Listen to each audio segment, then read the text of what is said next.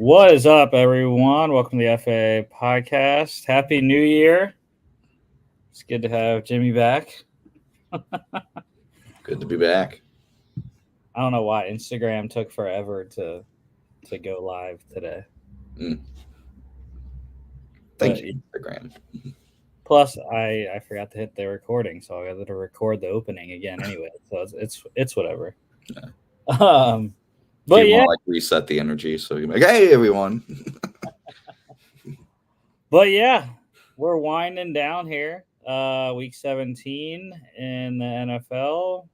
Week 18 coming up this weekend. Last chance for I think they said there's 20 teams still vying for positioning and or a spot in the playoffs. So yeah, it's crazy times. And then of course we know the national championship now, the one that I did not pick, the one that I didn't, the opposite of what I picked anyways. But yeah, let's get to it. Starting off on Friday, Tax Slayer Gator Bowl, number 22 Clemson, finishing it out 38-35 over Kentucky. Had to come back in this game. Take that, Tyler, from where was he from? Columbia or something like that? Wherever he's from. Take it. Yeah. Yeah, I mean, it is a great job by Dabo getting this team back to a 9-win season after the real slow start and finishing in the top 25. 9 wins, 13 seasons for Dabo in Clemson. So excellent, consistent program there.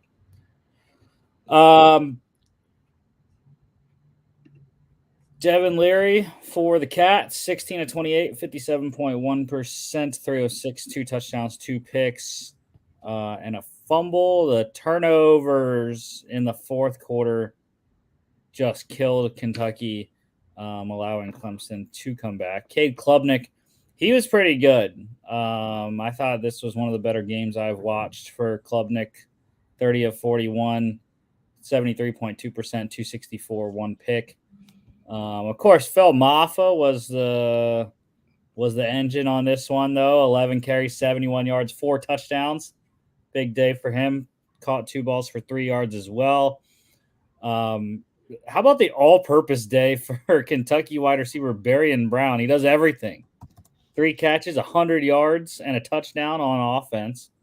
Also on offense, 2 carries, 26 yards, and a touchdown, and a fumble. And then also, he took I think it was the second half kickoff back to the house, 100 yards. So, yeah, that's pretty solid day, scoring 3 different ways.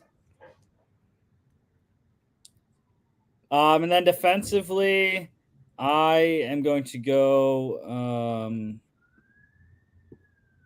with, I guess I'll go with the winning team there. The bottom guy, Clemson linebacker Barrett Carter, 3 tackles, 2 solos, half a sack, half tackle for loss, 3 pass deflections, and a pick. Kentucky did cover plus 3.5 by the hook. Over 43.5, easily 73. Tony the Tiger Sun Bowl. Not a very sunny day for Oregon State. Number 16 Notre Dame, 40-8 over number 19 Oregon State. Oregon State had no chance in this game.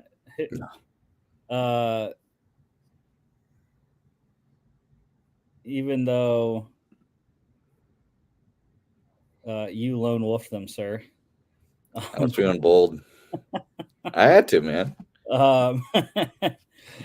But yeah, they had so many opt-outs. No DJ. Head coach was gone. The backup quarterback, Aiden Childs, was gone. And they had all kinds of other guys that had already left in the transfer portal and draft. So yeah, it was not great. But I mean, to be honest, neither team had their quarterback. Sam Hartman opting out of this game.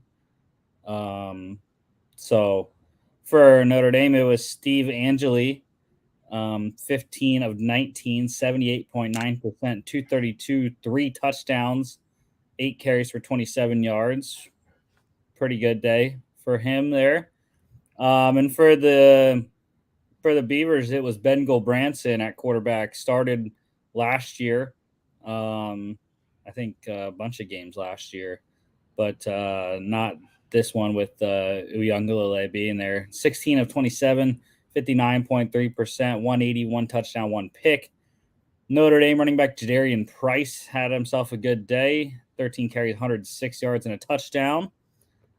Receiving wise, Notre Dame wide receiver Jordan Faison, 5 catches, 115 yards, and a touchdown. And then for me defensively, I'm going to go with Oregon State linebacker Isaiah Chisholm, 10 tackles, 6 solos, and 3 tackles for loss. Notre Dame minus 5.5 covered easily, over 40.5 because of the Beavers. Luckily, the overbetters got that late touchdown from Oregon State. Because that would have been tragic if it would have ended 40-0. All right, AutoZone Liberty Bowl. Memphis playing a home game at their home stadium, 36-26 over Iowa State. I lone wolfed the Cyclones. I just thought the young Iowa State Cyclones there had something brewing after the last couple of wins during the regular season. Couldn't get it done. Memphis, had the home field advantage, and the Iowa State defense got shredded by Seth Hennigan most of the day. So a lot of passing numbers in this one, though. Rocco Bex, the young kid for ISU, 22 of 38, 57.9%, 446, 3 touchdowns. That's rough to lose with those numbers. But like I said, Seth Hennigan was even better despite less yards. 24 of 34, 70.6%, 364, 4 touchdowns. And he also had 6 carries for 27 yards and a rushing score as well. So 5 total TDs for Hennigan. And he's coming back. Memphis is going to be stacked next year. They have almost every single person coming back. Their center is leaving. But they were talking about during the game, like, yeah, a lot of these guys that are eligible for the draft are coming back. Looking to get a run at the AAC title there. Blake Watson leading the way on the ground, 15 carries, 107 yards, 3 catches for 22 yards. And that was one thing that I thought was interesting in this one. Iowa State couldn't run the ball. Like, Abu Sama was their leading rusher. 4 yards on 12 carries. I think, including sacks, I think Iowa State ended up with minus negative rushing yards in the game. Still think that's stupid that college football does that. But anyways, Iowa State wide receiver Jaden Higgins, 2 bills on the day, 9 catches, 214 yards, and a touchdown. Again, rough to lose when you have a receiver over 200 yards. Also, a 100-yard performance for Memphis wide receiver Rock Taylor, 8 catches, 102 yards. And then defensively, how about the day for Memphis linebacker Chandler Martin, 8 tackles, 7 solos, 1 sack, and 5 tackles for loss. Iowa State plus 10.5 by the hook, over 58.5. Goodyear Cotton Bowl Classic. Heck yeah. Number 9, Mizzou. 14-3 over number 7, Ohio State. Yes, sir. It was bad. M-I-Z. Z-O-U. Hey. I had never even heard Silver that. lining, though, this is Ryan Day's last day as a Ohio State University head coach. We're the real winners here. Woo! Get out of my sideline. I had never heard that chant until that game. It's just been plainly obvious that he just needs talent because he just doesn't he can't outcoach his opponent. And this game, I don't want to hear it from anyone saying like, oh, but a lot of people are out with transfer portal. We didn't have MHJ. It's like, stop this. A lot of programs would die for a lot of Ohio State's backup players. You got to be better. You could have coached a lot better with your guys in this game, and you plainly didn't. The offense was stagnant. You did nothing interesting. Defense kept you in this entire game only for you to turn around and give them 3 points. You couldn't punch the ball in the end zone once. You still had Travion Henderson, and you couldn't get in the end zone once. Unbelievable. Like, as someone that's more of an adopted Ohio State fan than like a lifelong, I'm genuinely upset. Like, this is just, to me, this is a final nail in the coffin to the Ryan Day era. Like, 3 straight years of losing Michigan, not a single national championship appearance. I mean, all the talent in the world, and he got nothing out of it. It's time to move on from Ryan Day. And that's my little spiel. Well, they didn't have their backup quarterback, Devin Brown, because he got hurt early. 14 points in the fourth quarter for Mizzou is how they won this game. And a true freshman that they weren't expecting to play at all this year had to play. So, I mean, yeah, there wasn't a lot of people for Ohio State. I don't care. Still happy. Missouri kicked the shit out of them. So, love to see that. Brady Cook, 11 of 18, 61.1%, 128, 1 touchdown, 19 carries, 66 yards for Ohio State. I mentioned Devin Brown got the start, 4 of 6, 66.7%, 20 yards. And then Lincoln Kineholz, 6 of 17, 35.3%, 86 yards and a fumble. But that's what, like, Ohio State needs. They need to get into the portal and find a quarterback, because although they're high on Kineholz, I don't think Devin Brown is the guy. I mean, he was battling McCord early in the year, and he lost. Then he gets to start in this game with McCord going to Syracuse, and he gets hurt. So, yeah. But anyways, Cody Schrader. How about the day for him? 29 carries, 128 yards, and a touchdown. Excellent season for the former D2 star. Ohio State wide receiver Emeka Egbuka, 6 catches, 63 yards, 0 for 1 passing.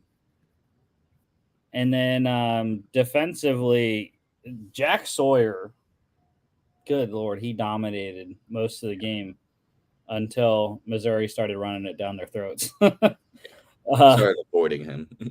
Yeah, so 4 tackles, all of them solos, 3 sacks, 3 tackles for loss. Missouri plus 3.5 wins outright, under 50.5 easily. On Saturday, yeah, your boys. My team lost too, Jimmy. Chick-fil-A Peach Bowl, number 11 Ole Miss, 38-25, beat down of number 10 Penn State. And yeah, I mean, ditto what Jimmy said for Penn State, pretty much. The Big Ten overall has not been good during bowl season, I don't believe. Yeah, I like when they show the Capital One, like, I forget what the trophy thing that the conferences play for during bowl season. Whoever has the best win percentage in bowl season wins it. But yeah, like, the Big Ten did not do good. No. But yeah, in terms of this game, I mean, it was tough defensively for Penn State. Manny Diaz gone to Duke to be the head coach. So they were trying to fill in the coaching staff on that side of the ball. And then, the 2 starting corners are out, and the offense didn't help. Like, Drew Aller, once again, not the greatest performance on a big stage, but still, they need wide receivers.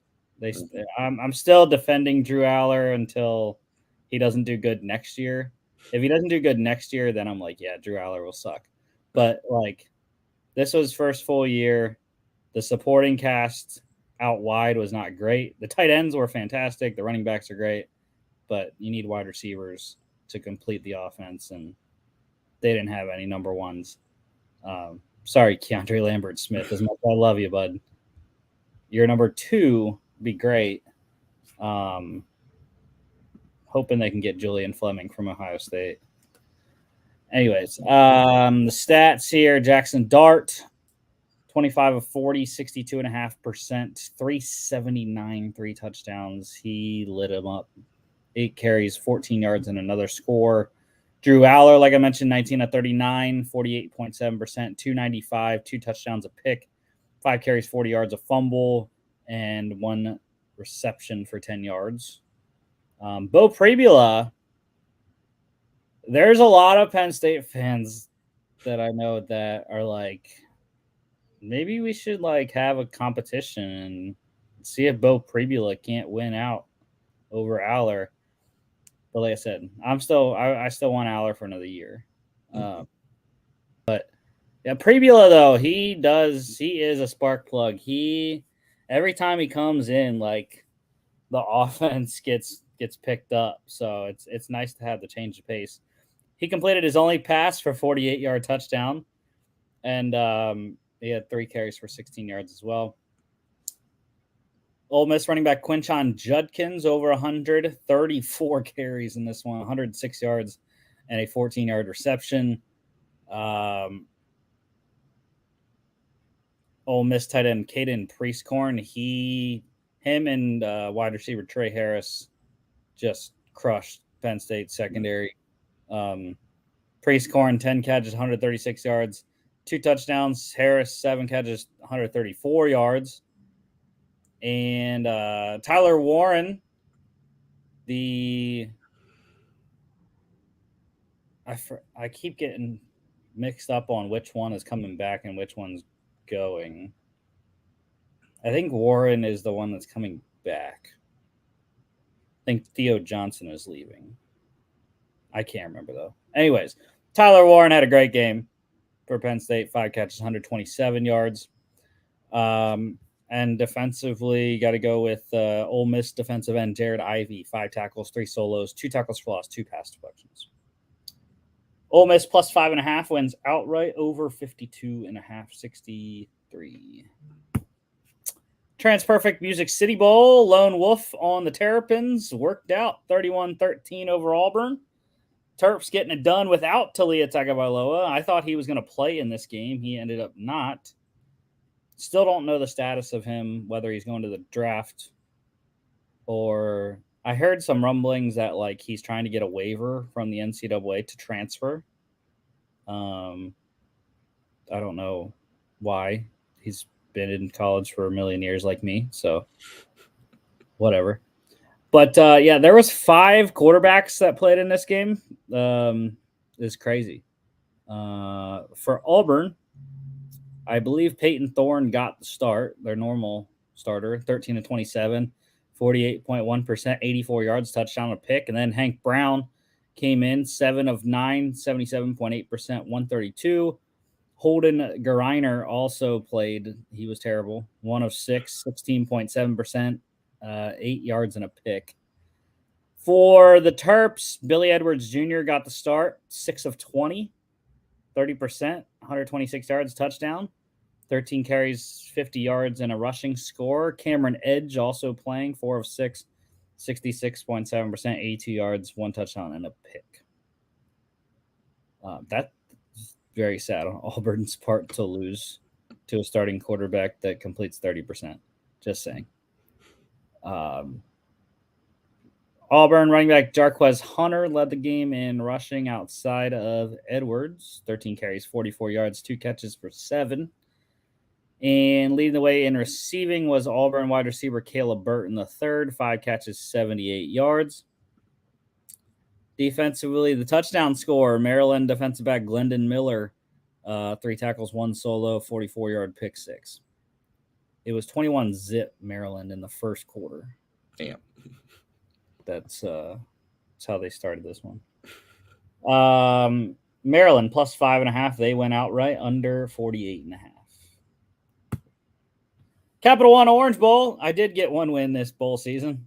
Number 6 Georgia, 60-point victory over number 5 Florida State. Largest bowl victory in college football history, and the first team to score 60-plus points in back-to-back bowl games.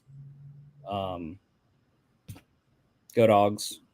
It's a great time. I loved All it. that FSU got robbed talk got real silent all of a sudden. They tried getting loud after the Rose Bowl, but it was just kind of embarrassing to try to see them. I mean, watch them try to get loud after a result of that game, which we'll get to later. But man, we all saw this coming. No, there's no way you didn't. And of course, FSU fans are online going, well, we had a lot of people sitting out. No one want to play this. It's like, it's the Orange Bowl. If you want to prove that you should have been in it, you should have probably played. Right. And you saw it on the Georgia side. Mhm. Like, they have just as many, probably more players leaving transfer portal and draft wise than Florida State does.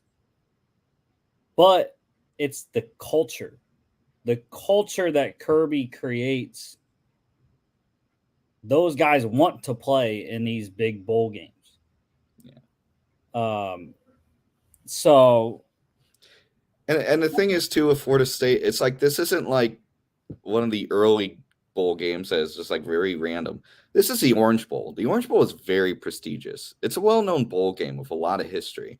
So if you win the Orange Bowl, you're up there with just like a lot of fantastic teams in NCAA history that have put their name into the Orange Bowl, winner history pot, and you're not a part of it. So don't give this excuse of, oh, we would have played better in the Rose Bowl than Alabama would, or if everyone was playing, we would have had a good game. Like, don't give us that. We saw what you are, right? And like, I'm sorry, when your quarterback went down, the voters got it right. They really did. Mm-hmm. So I mean, it's exhausting to hear it. And what I'll say is maybe the voters didn't get it right because Georgia is still one of the best 4 teams in college football. Yeah, there's an argument there, but I think just winning the SEC championship did give Bama the edge. I was a little surprised too. Personally, if I was in charge of voting, I would have put Bama at 3, Georgia at 4. I didn't like Texas a lot. I think a lot of people like Texas a lot more than I did. I would have put Texas at 5. I mean, 5, Florida State at 6, and had the Orange Bowl be Texas, Florida State. Yeah. But that's just me. But yeah, I mean, again, Kirby's comments after the game, I liked. Like, got to change. Like, something has to change to make the players want to play, because not every football team can have that internal want to play at the end of the season when you're not playing for a championship and just playing for a bowl win. Mm-hmm. So, but aren't they expanding the playoffs next year? Is next year when they start the expansion, or is that still right? Yeah. So that might help. Well, and they talked about it on College Game Day as well. Like, that's gonna help. That's gonna alleviate some of the problem. Mm-hmm. But you're still gonna have bowls that are outside of the playoff, and like, how do you make kids care about those bowls? Oh, I got it. Edible mascots. That's how you get it. Well, I mean, they did like hypothesize about, like, revenue sharing is sort of an inevitable thing that's coming to college football and college sports in general. So maybe like you put a clause in there where, the players get so much money to play in the bowl games, like a bowl bonus kind of thing. Mm-hmm. That could be a possibility. I don't know. Yeah, the problem is though that bowl bonus would have to be pretty substantial for a player to go for it. I don't know how you'd scale the bonus. Is it flat across, the entire NCAA with each bowl Right. having this same level of financial compensation, or do you base it based on the bowl prestige, like have an Orange Bowl or Peach Bowl bowl bonus be bigger than something like the Pop Tart Bowl? I mean, probably Right. something like that. I think you probably have to scale it. I think that'd just be easier. And that's something for someone else to figure out, because those kind of problems are exactly why I do not want to work in collegiate athletics. Listen, I'm not getting paid to find a solution, so I'm not going to do it for someone else. I'm just paid to complain about it. Wait, you don't pay me. We're going to have to talk about that. Yeah, I'm fine with being on the pro side. I'm fine with you'll take your college kids. We'll take your college kids. Yeah, come on. Anyways, Carson Beck was fantastic. Super hyped for him in 2024. 13 of 18, 72.2%, 203, 2 touchdowns. Brock Glenn got the start with Tate Rodemaker on his way out. 9 of 26, 34.6%, 139, 2 picks and a fumble. Georgia also playing quarterback Gunnar Stockton late. 6 of 10, 60%, 96 yards, 2 touchdowns, 7 carries for 46 yards. Georgia running back Kendall Milton, offensive player of the game, 9 carries, 104 yards, 2 touchdowns. Excellent day for him. Dejon Edwards also scoring twice, 7 carries, 62 yards, 2 scores, and a 28-yard reception.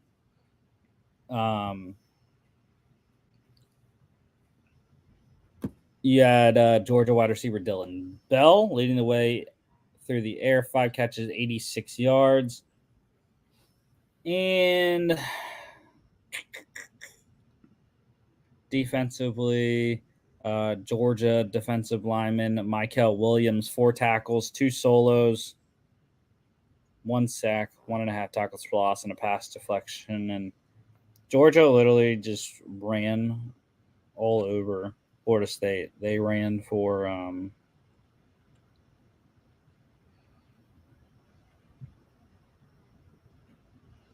372 yards. Dang. Yeah. Once they got up a couple scores, they were like, yeah, we're just going to run the ball. Georgia minus 23.5 covered easily. Covered twice. Over 47.5 by themselves. Barstool Sports Arizona Bowl. It's a great one. Yeah. It was a really good game. Wyoming with a comeback in the fourth quarter, sending head coach Craig Bull out to retirement with a win. They scored 10 unanswered points in the fourth quarter to win this one on a game-winning field goal. But yeah, I lone wolfed the Cowboys as well. So that was a good one. By the way, I forgot to say you lone wolfed that team in red in the Cotton Bowl. Oh yeah, that team. That team is going to have a new coach next year. It's going to be great. Logan lone wolfed Ole Miss in the Peach Bowl. I mentioned I lone wolfed Maryland, and I also lone wolfed Wyoming. But yeah, for Toledo, no Daquan Finn into the transfer portal, so it was Tucker Gleason, 14 of 34, 41.2%, 184, 1 pick, 7 carries for 42 yards. Wyoming playing 2 quarterbacks. Andrew Peasley really most of the day, 20 of 25, 80%, 168, 9 carries for 16 yards. Evans Svoboda, though, is a big quarterback that they use in the running game. 1 of 2 passing, 50%, 16 yards, 5 carries, 26 yards, a touchdown. The touchdown that got them to within 2 points. Toledo running back Jaquez Stewart leading the game in rushing, 9 carries, 99 yards, touchdown, and a 4-yard reception. Most of those yards coming on a long run. It was like I forget, 60, 70 something yard run.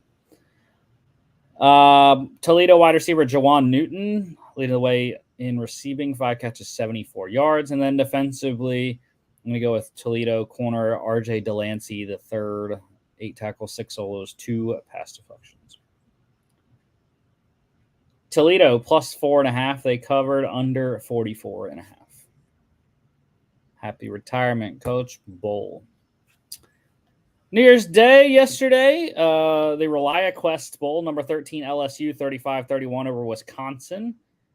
I did not expect this one to be as good of a game as it was. I thought LSU just had so much more talent than Wisconsin that they would win handily. And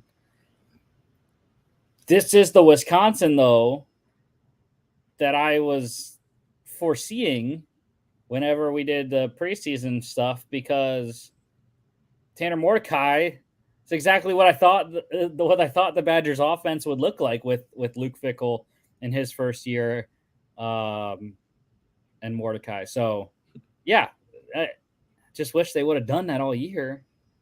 Granted, Mordecai got hurt and he missed a bunch of games with a broken hand, but anyways, for LSU, it was Garrett Nussmeier getting the start in place of Jaden Daniels opting out, 31 of 45, 68.9%, 395, 3 touchdowns and a pick. Took a little bit for Nussmeier to get heated up, but once he did, he was cooking. Mentioned Tanner Mordecai, 27 of 40, 67.5%, 378, 3 touchdowns and a fumble. All 3 of those touchdown passes in the first half. Wisconsin got a good game from running back Jackson Acker. 14 carries, 86 yards, touchdown, and a 22-yard catch. Wisconsin wide receiver Will Pauling, excellent game for him. 8 catches, 143 yards, 2 touchdowns. LSU, though, did a good job in the second half. They really shut him down. I believe he only had like 1 or 2 catches in the second half. His teammate Bryson Green also over 107 for 105 and a touchdown. 2 touchdown day for LSU wide receiver Brian Thomas Jr., 8 for 98 and 2 scores. And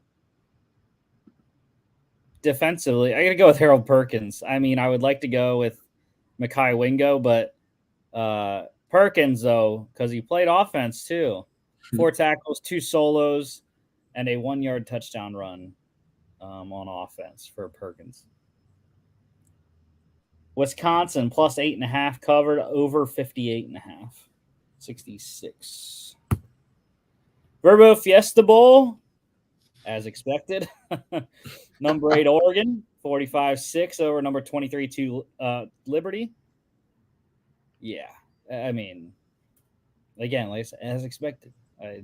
Knew this game was not going to be close. This was probably one of the worst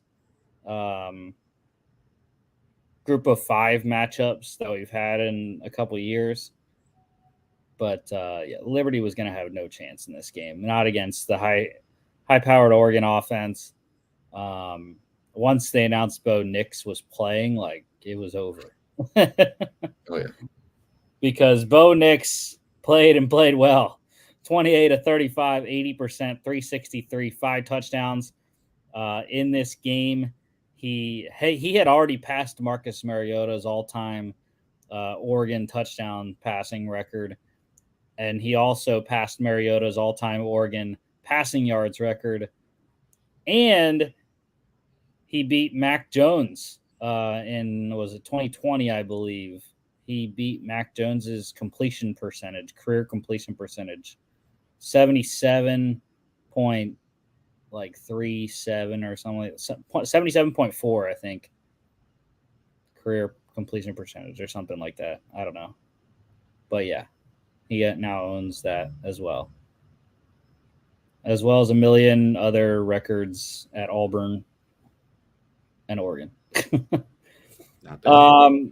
Oregon also at the end got in their youngster Austin Novosad, 5 of 7, 71.4% for 38 yards. Caden Salter, again, it is tough all day, but he played as well as he could have. 15 of 24, 62.5%, 126, one touchdown, one pick, 10 carries for 31 yards. Oregon running back Bucky Irving, great day for him. 14 carries, 117 yards, touchdown, 3 receptions for 18 yards.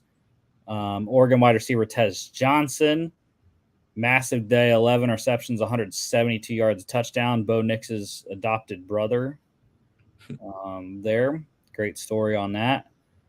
And then for the defense, I'm going to go with Liberty safety Jalen Jimerson. 4 tackles, all of them solos. 2 tackles for loss and a pass deflection. Oregon minus 22.5 covered. Under 71.5. I don't know why they set that high, but anyways. This is a great game. Chiefs at Citrus Bowl.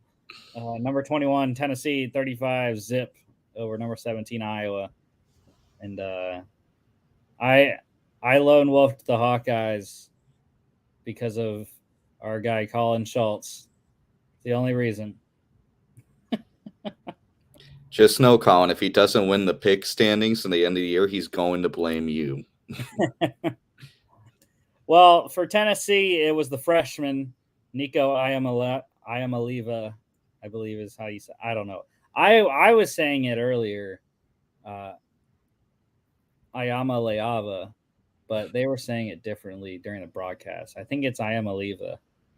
It's going to be fantastic when he enters the transfer portal in like a year or two. Because there's going to be so many jokes with that last name. Iamaleava is a leaving. 12 of 19, 63.2%, 151, 1 touchdown. Wasn't that impressed with his arm. He did a lot more on the ground.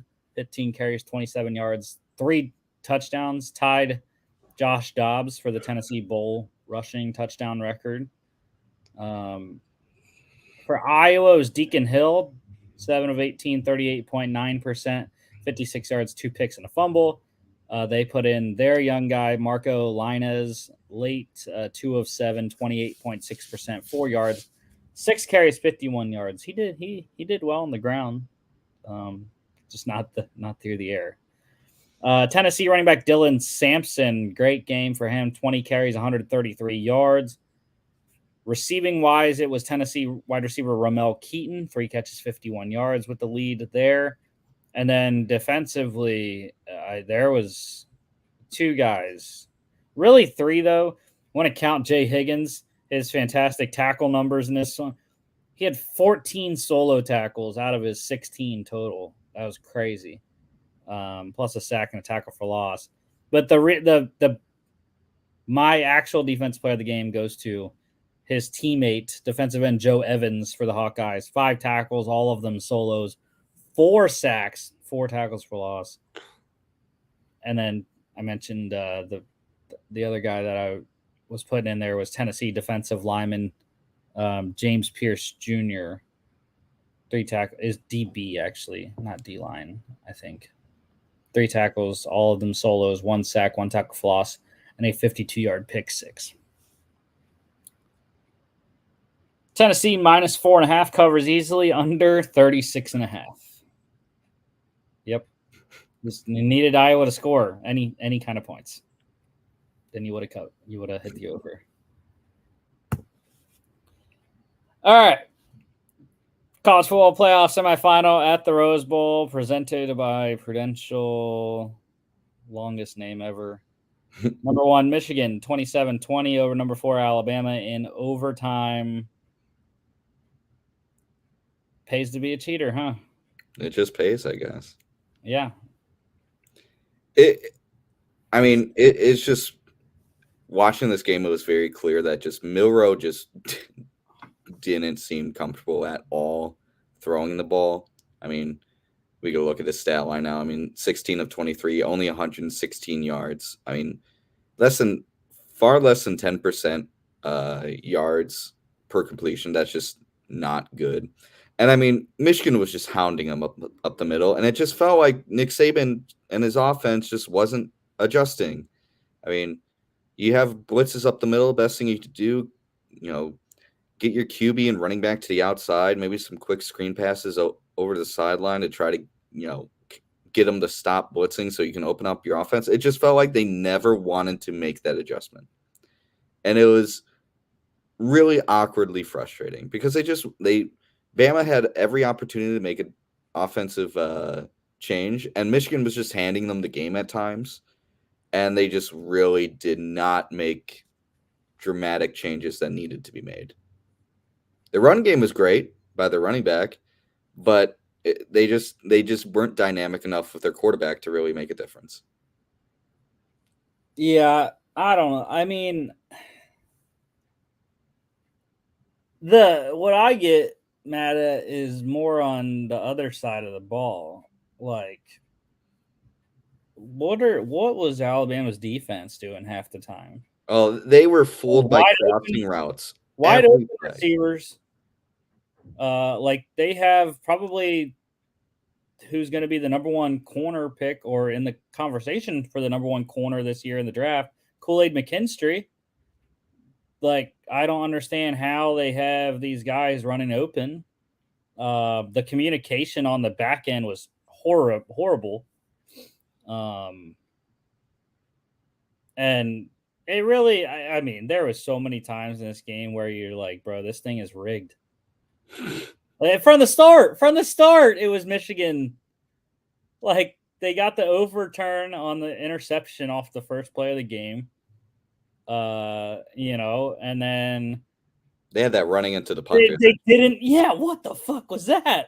Yeah, it was a very clear running into the punter, and it was at 4th and 4, so a 5-yard penalty. Yeah, it would have been first. Bama first down. It would have been a first down. Yeah, I was genuinely shocked because punters are allowed to maintain their their leg kick out at the end of the kick, and if you run into that leg, that is running into the punter.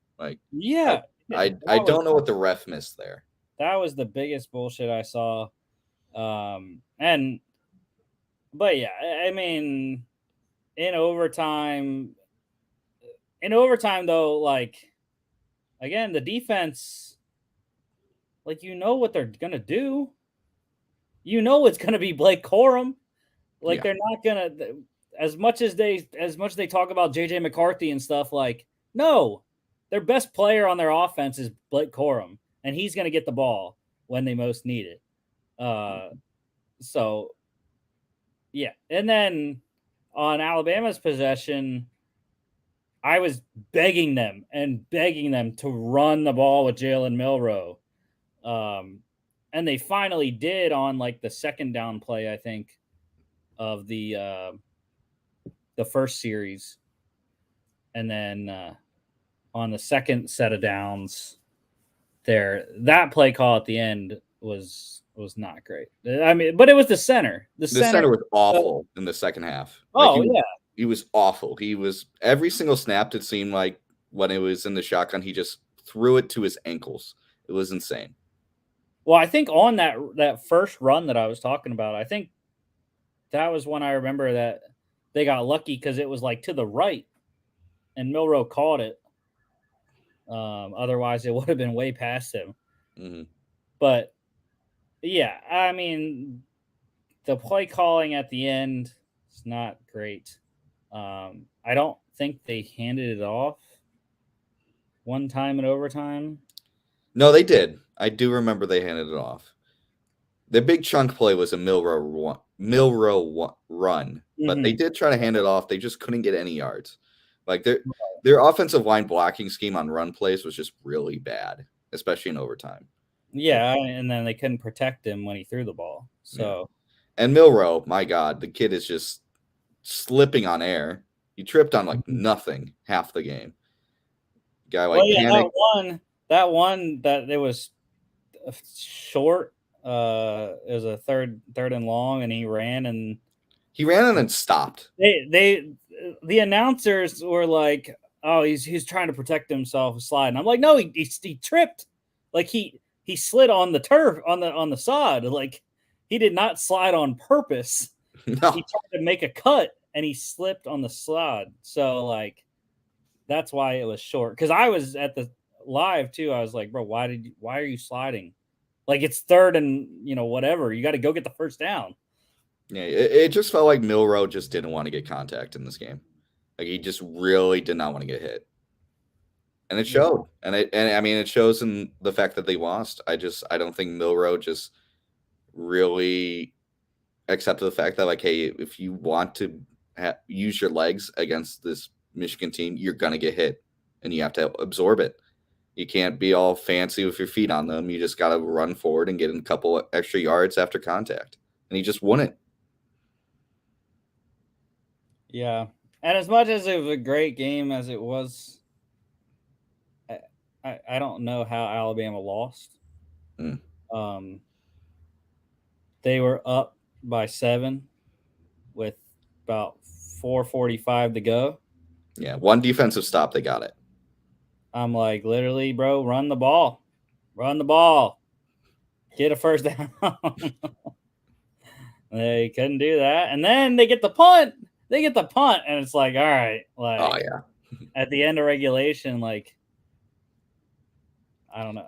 And that too, like when they had him at the 1 with like 30 seconds left, they played their linebackers back. Oh, yeah. I saw they were going for a kneel down, and they were like, yeah, we're just going to let you kneel.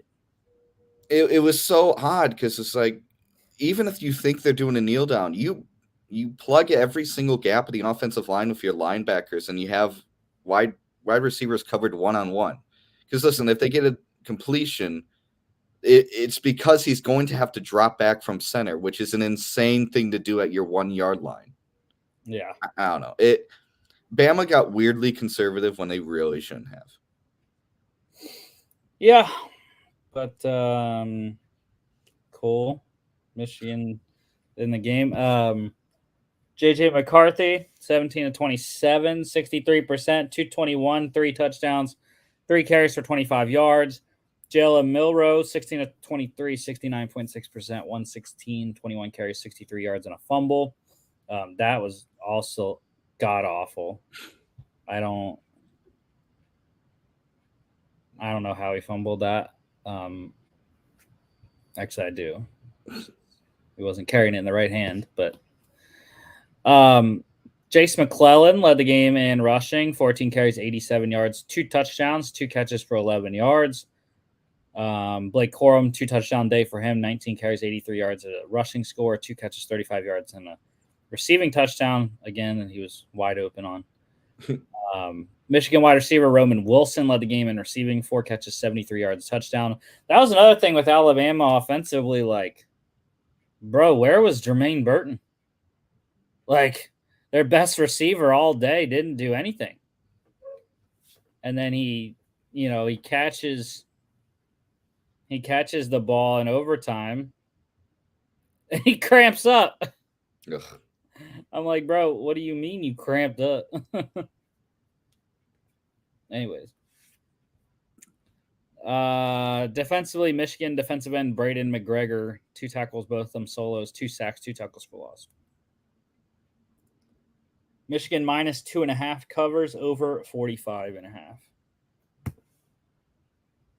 The other semifinal, college football playoff semifinal at the All-State Sugar Bowl in New Orleans. Number 2, Washington, 37-31 over number 3, Texas.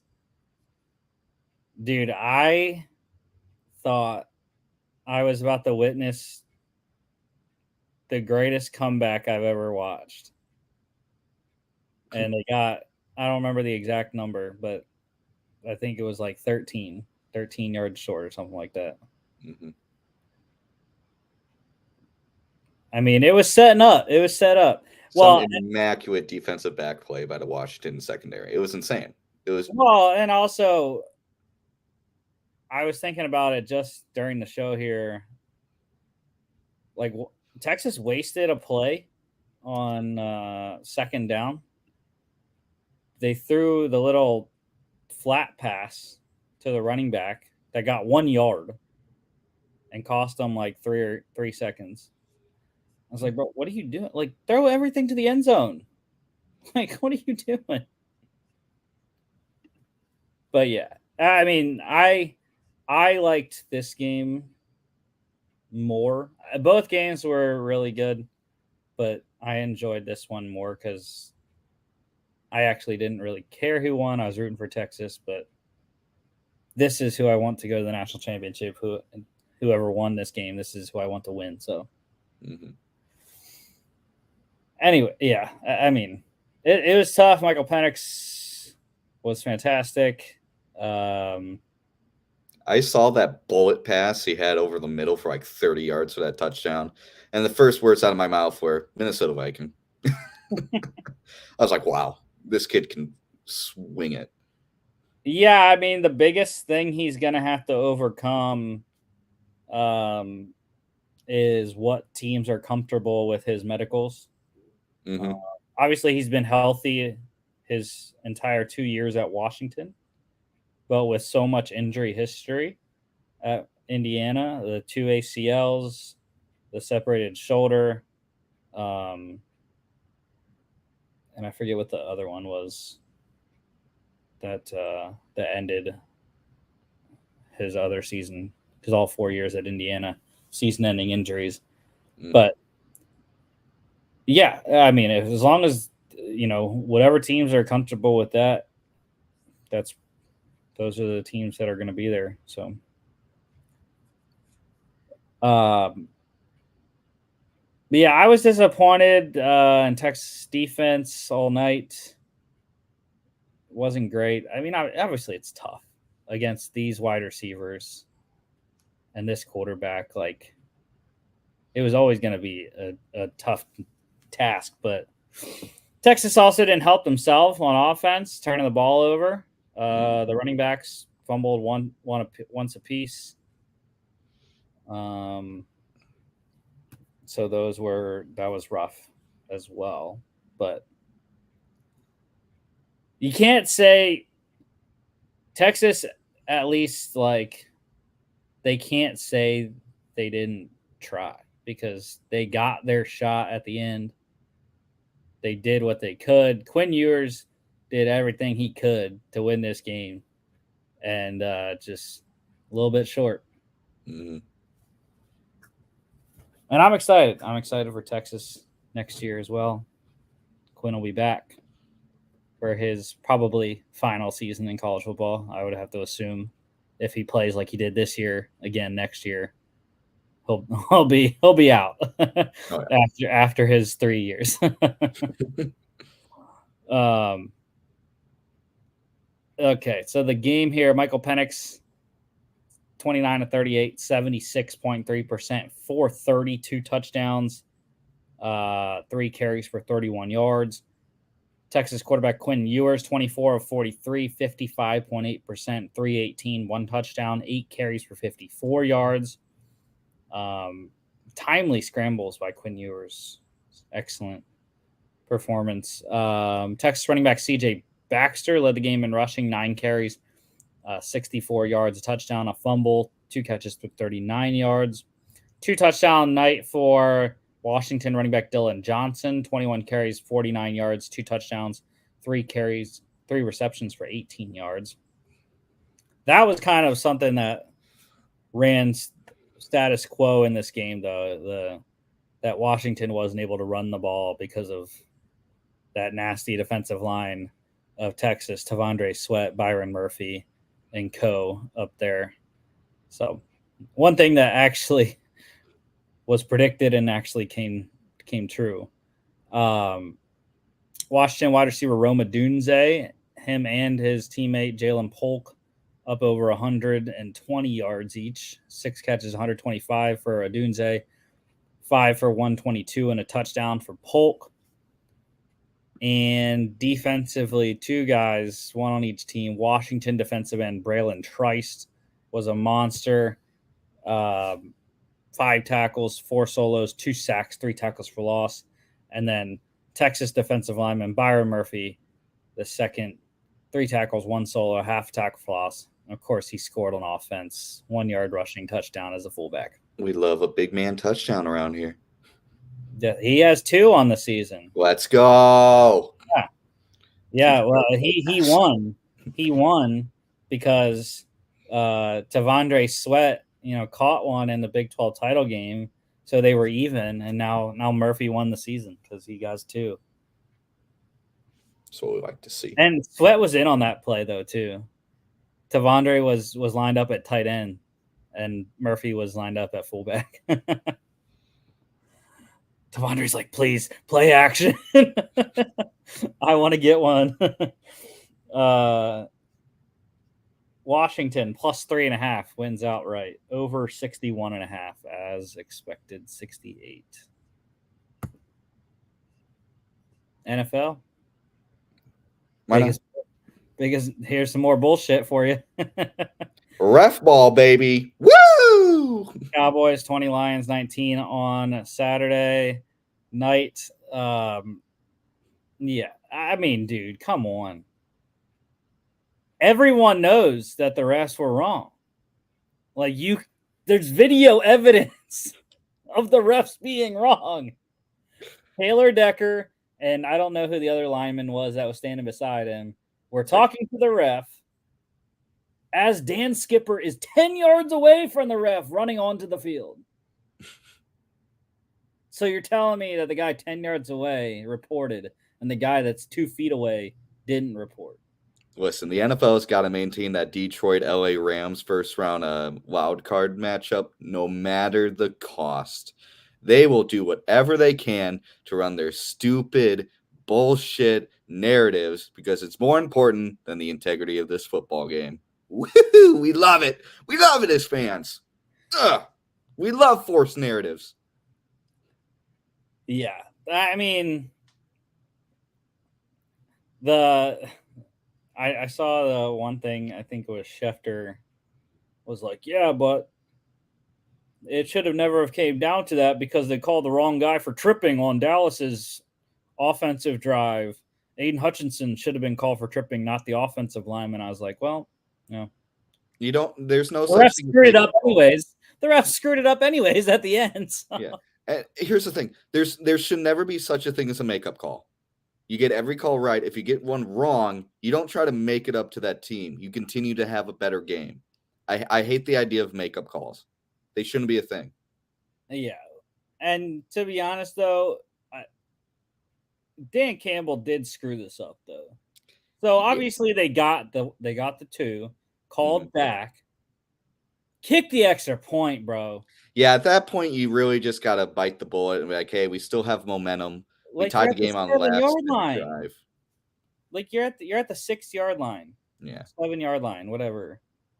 Like kick the freaking extra point from kick the 38-yard extra point instead of trying to go for 2 from the 7 or 6. Yeah. Even funnier too. Obviously they got it back. Right. Obviously they got it back to like the 3 with the Parsons half the distance penalty. And then the Goff didn't get it done because it was there. The play was executed perfectly. Goff just threw it low. If he puts it on James Mitchell, it's a 2-point, and the Lions win. But I also don't like the play call. You're going to James Mitchell with the game on the line. When you have guys like Amon-Ra St. Brown, you're going to your backup tight end. Jahmyr Gibbs. Like there's 3 options off the top of my head I would have rather gone to than the backup tight end. Well, and I think unfortunately that would have been Laporta. Oh yeah, that's right. Had gotten banged up.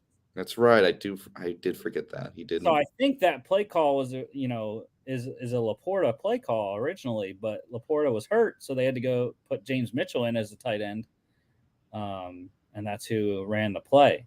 But yeah, like I said, yeah, like and also Jamison Williams got hurt too, so they didn't have him for that either. So they were limited on target options. But yeah, I still would have rather had someone better than Mitchell, like Jahmyr Gibbs on like an option route, or Goff has a lot of chemistry with Josh Reynolds. That would have been a great person to try to go to. Obviously, Amon-Ra, like you said. So it would have been really funny if they attempted to have a lineman report as eligible again on that play, just to be like, "Hey, I am reporting." He gets on the ref's mic. I'm reporting. That would have just been great. I think if I was Dan Campbell, I'd be like, listen, you go report and you grab the microphone and you yell it into the mic. You're reporting. Yeah. I mean, he could have done something like that. I think also a play that I'm thinking of right now that would have been pretty good. I mean, Dallas defense might be too good to try it on. Is one of those roll out and have the front side tight end go across the green and go to the opposite pylon corner there. So, anyways, Dak 26 of 38, 68.4%, 345, 2 touchdowns, a pick. Goff 19 of 34, 55.9%, 271, 1 touchdown, 2 picks. The one was horrendous. He threw it right to the Cowboys defender. Actually, not really. The Donovan Wilson interception, it was just behind the receiver. So, like, wasn't great. Lions running back David Montgomery leading the way on the ground, 14 carries, 65 yards, a touchdown. CeeDee Lamb, my goodness, 13 receptions, 227 yards, a touchdown, 17 targets, and a fumble, breaking Michael Irvin's single season receiving yards record for the Cowboys. And you knew the refs weren't going to let the Cowboys lose on Jimmy Johnson's Ring of Honor induction, right? Can't let that happen. Like, especially not to the Lions. Like, not to the Lions, dude. Come on. That'd be blasphemous. Also, at big target night was the aforementioned Sam Laporta, 7 for 84 on 12 targets. And then defensively, dude, the Lions didn't lose because Aiden Hutchinson, that's for sure. 5 tackles, all of them solos, 3 sacks, 4 tackles for loss, and 5 QB hits. That man went off on that man was everywhere. Lions plus 4.5 covered under 52.5. And we can skip this game. Ooh. It's rough stuff. Cardinals 35, Eagles 31. I literally don't even have a lot to say. Like, there are no words. I don't know what the Eagles are doing. Like, the defense has not gotten better. Statistically, they had been. The last 2 games, they had held the Giants and the Seahawks under 300 total yards. So in that regard, they had been playing well under Patricia's play calling. But this game, I have no clue. And this was the one I was more scared about than facing Tyrod Taylor this coming weekend. Because Kyler is actually a decent quarterback. Oh, no offense, Tyrod, but he's not Kyler, that's for sure. That is fair. But yeah, I don't fault anything the Eagles did on offense because, if you score 31, you should probably win in the NFL. 31 in college is maybe you don't win, but in the NFL, 31's a lot of points.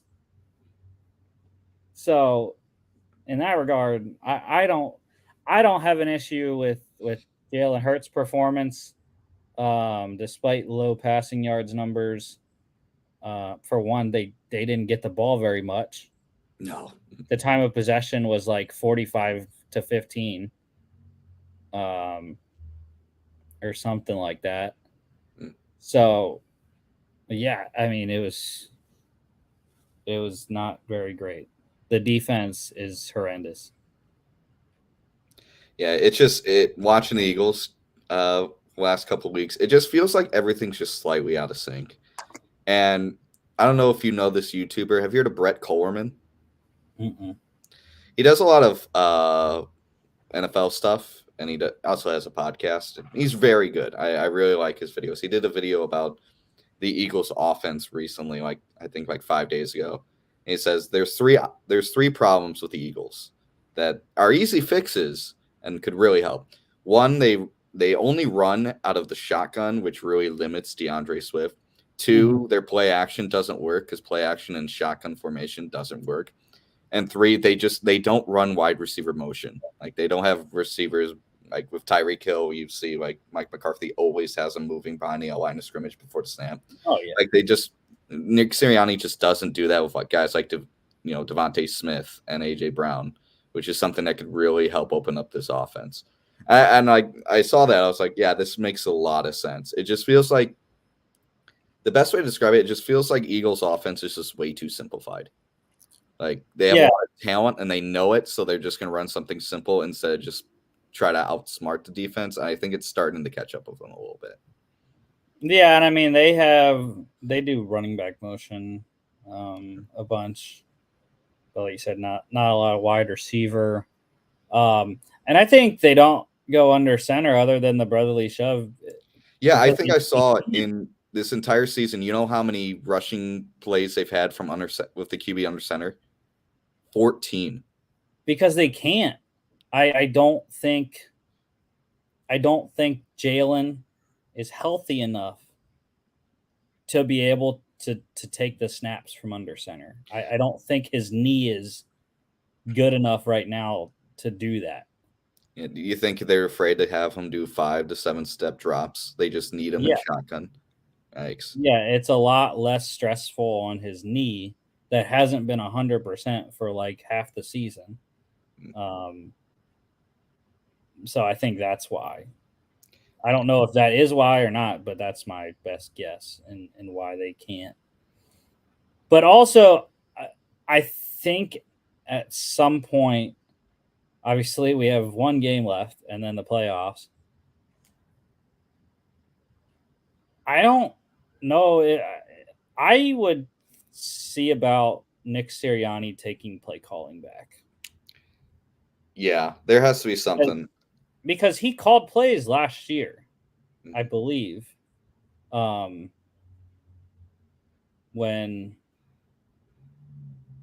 why can I not think of his name? Who was our offensive coordinator last year? He's not the guy at the Colts, is he? Yes, Shane Steichen. Shane Steichen.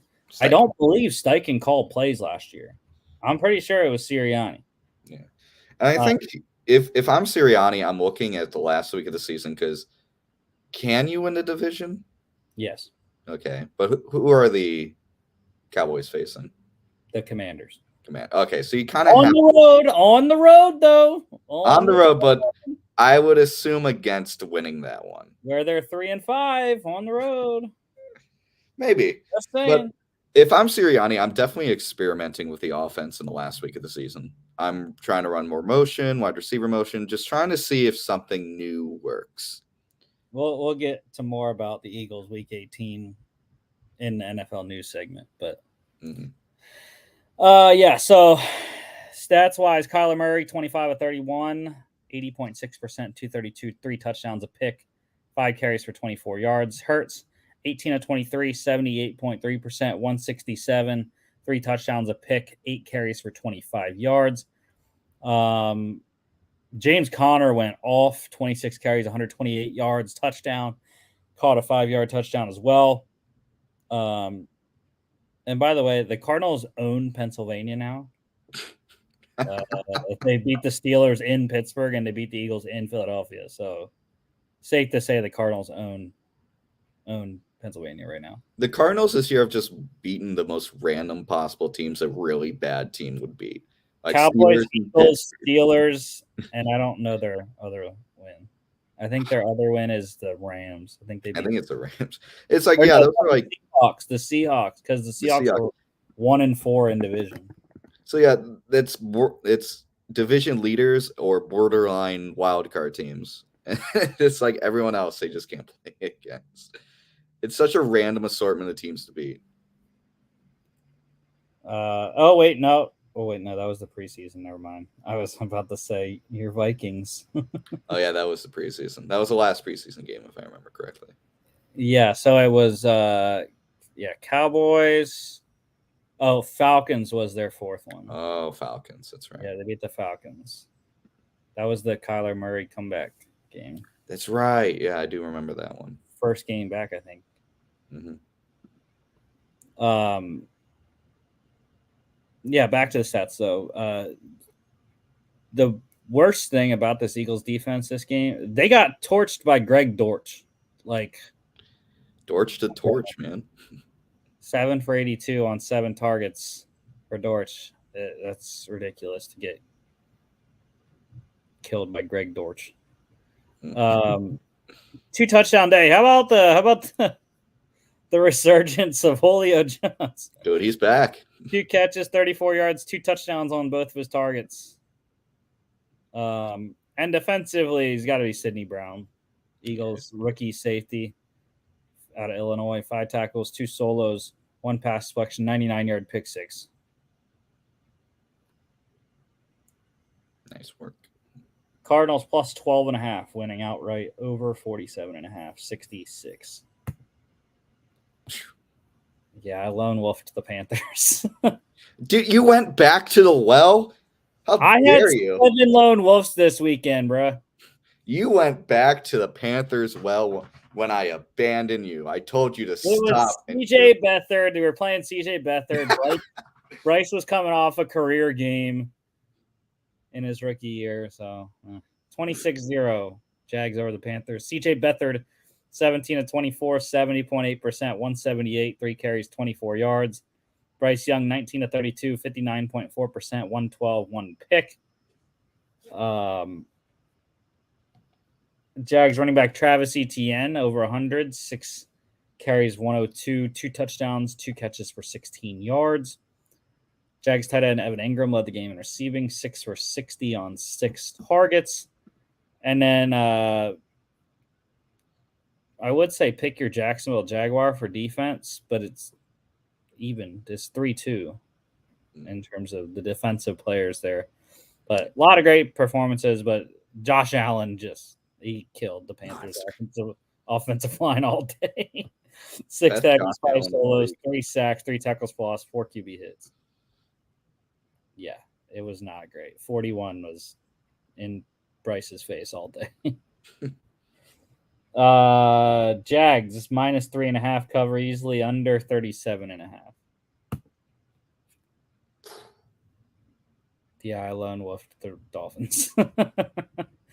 56-19 loss to the Ravens in Baltimore for the number 1 seed. Lamar, 18 of 21, 85.7%, 321, 5 touchdowns, 6 carries for 35 yards. I don't know if it changes the game or not, but Dolphins are up 14-7 instead of 10-7. I don't know if that changes anything. Probably not. I don't understand how Tyreek dropped the ball. That was a bad one. Right in his hands. It was a beautiful route. Like, he easily won, but Tua put it right on. 22 of 38, 57.9% for Tua, 237, 2 touchdowns, 2 picks, 2 carries for 14 yards. Tyler Huntley came in later in the game, completed his only pass for 19-yard touchdown. That was a big thing, though. I don't know what Tua was doing. The Dolphins got the ball back. They stripped Gus Edwards right at midfield, and the next freaking play, Tua throws an interception. I'm like, bruh. Like, they just got back into the game because it was 19 to, I want to say 28 at that point or something like that. And I was like, bro, you're in it. Like, you're back in. You're down 2 scores still, but you're kind of there. So, yeah. Yeah.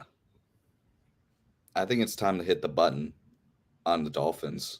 No. I'm pressing the fraud button.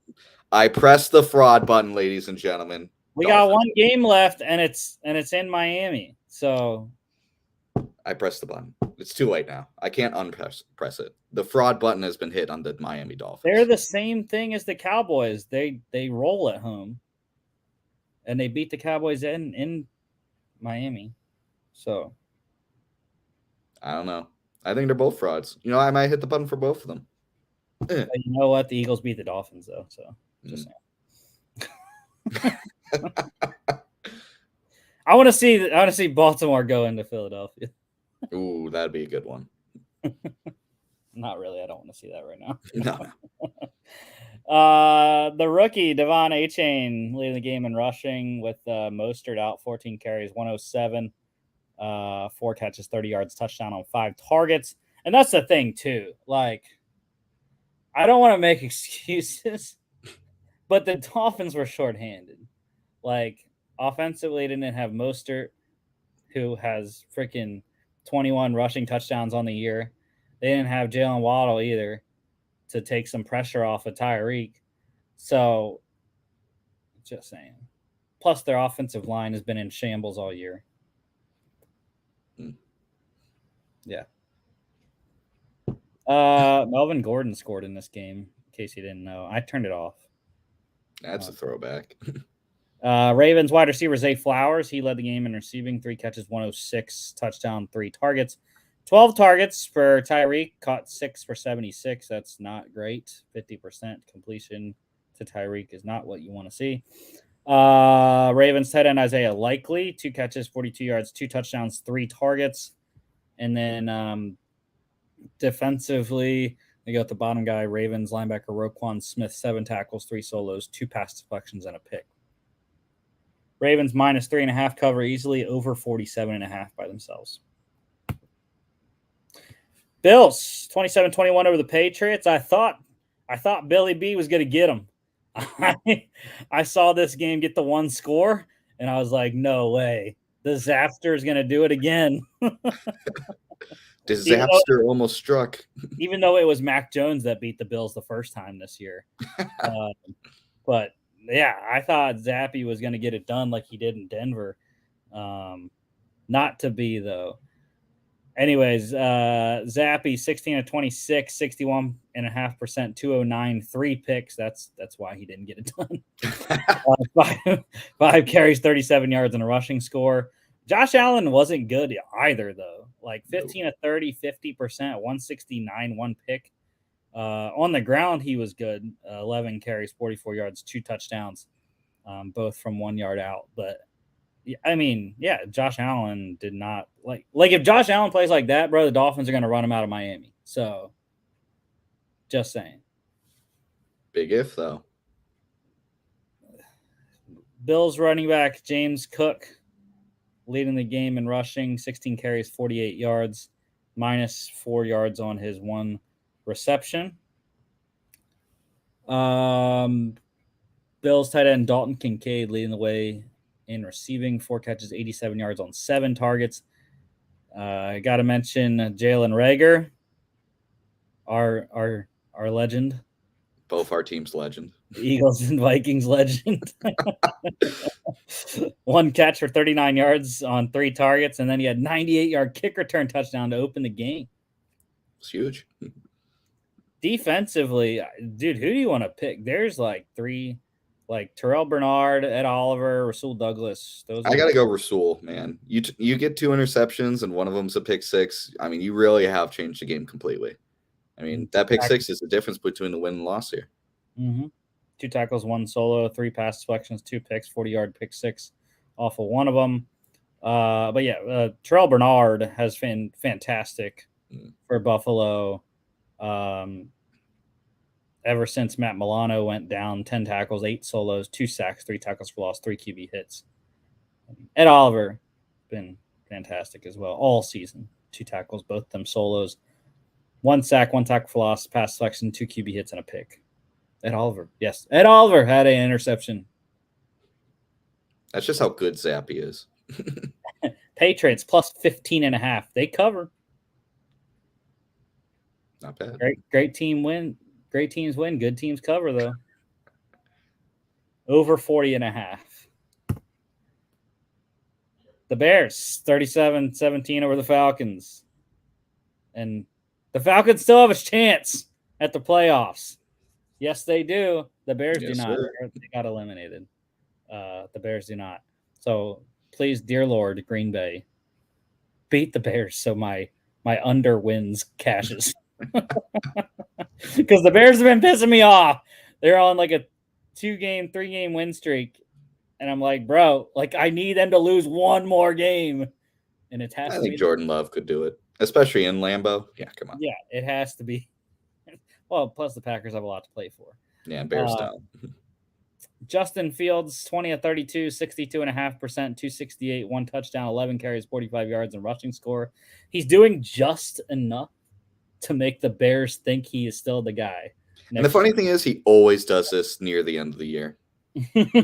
Like it's like bowl season, and he's like, "Ooh, I gotta like channel my Ohio State bowl game self," and he'll play well, and every Bear fan in the world is going, "All right, this is our guy."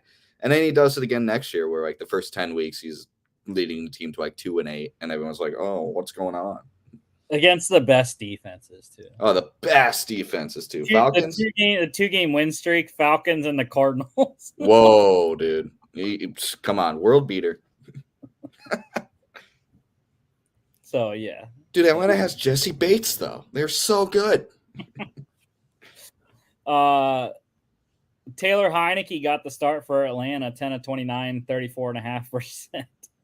163, 1 touchdown, 3 picks, 4 carries, 46 yards, a rushing score. He got hurt, of course. And so Desmond Ridder came back in, 3 of 4, 75%, 17 yards and a pick. Great times for the Atlanta quarterbacks. Falcons fans were like, yes, Heineke's starting. We're going to make the playoffs now. 3 interceptions later, 34.5% completion. There you go. How about Khalil Herbert, though? He's been the reason why the Bears have won the last 2 weeks. He's been a monster.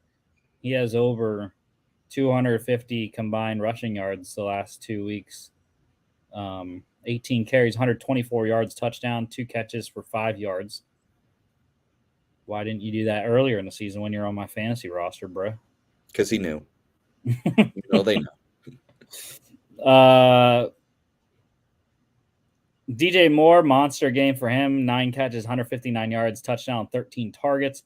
Drake London also double-digit targets, 4 catches, 56 yards on 10. And defensively, I'm going with Tyreek Stevenson, the rookie. 5 tackles, 4 solos, 4 pass deflections. He did have 2 catches, 2 picks. Not bad. He's getting money.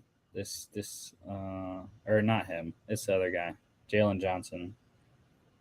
Vikings gonna sign him. No, I think he might stay in Chicago. The Eagles will sign him. We need to a vet minimum. Bears cover -2.5 over 39.5. Colts 23-20 over the Raiders. Yeah, Logan got us, man. And by the way, so that was one lone wolf that I did get right. I did get the Bears right. I don't know what you and Logan were smoking with the Heineken, but at quarterback. But yeah, Logan got us on the Colts, 23-20 over the Raiders. I only picked the Raiders.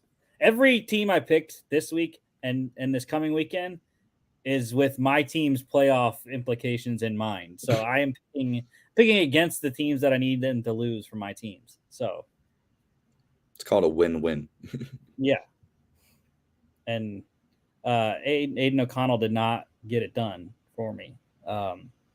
He played well. I'll give him that. 30 of 47, 63.8%, 299, 2 touchdowns. Gardner Minshew, the Minshew mania rolls on, 15 of 23, 65.2%, 224, touchdown. Jonathan Taylor, all he does is score touchdowns, 21 carries, 96 yards, touchdown, and 8-yard reception. Devontae got it done for me. 13 catches, 126 yards, 2 touchdowns, 21 targets. He had almost half of Aiden O'Connell's pass attempts. 47 pass attempts, 21 of them went to Devontae.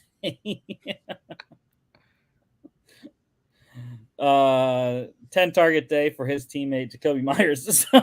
So they had 31 of the 47 pass attempts go to those two. What a dynamic offense. 6 for 56 on 10 targets for Myers. Defensively, I'm going with Colts defensive tackle DeForest Buckner, 4 tackles, 3 solos, 1 sack, 1 tackle for loss, 3 QB hits. Raiders plus 3.5. They covered by the hook. Over 42.5. Also by the hook. Close betting one in that one.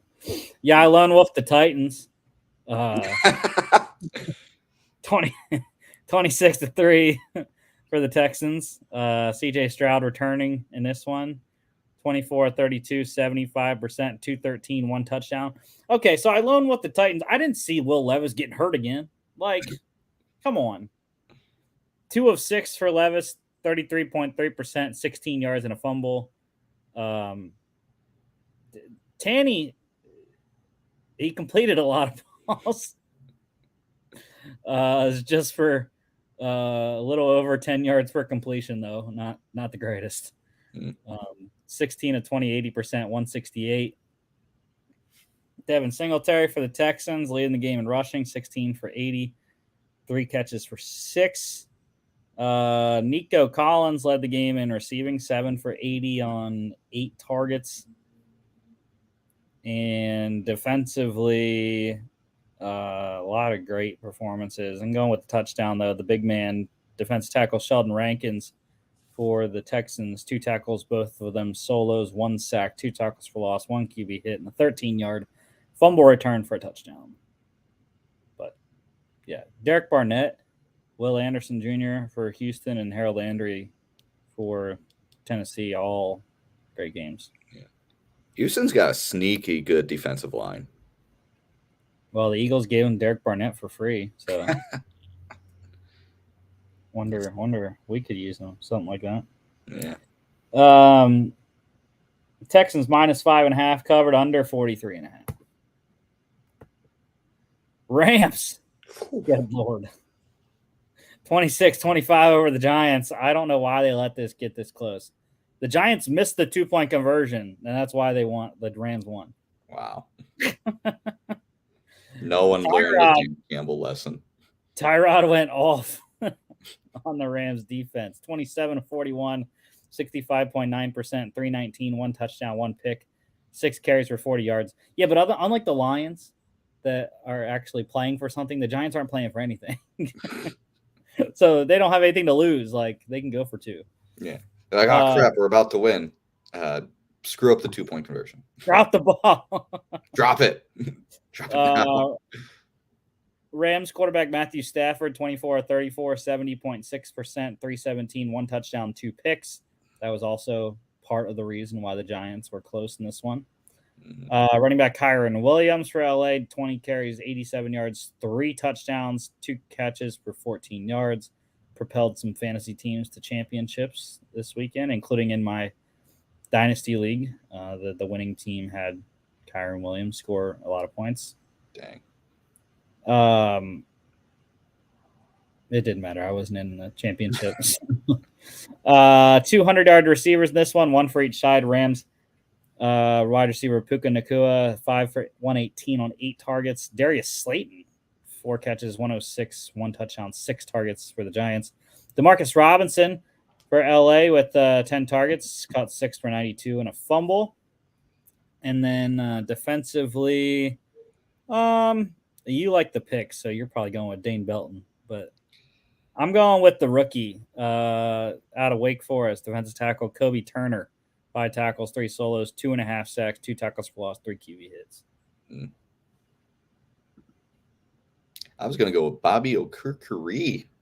10 tackles, 2 solos, 1.5 sacks, a tackle for loss, 2 QB hits. Okereke. Or I like to call him Okereke. Karaoke. little karaoke. Little charcuterie.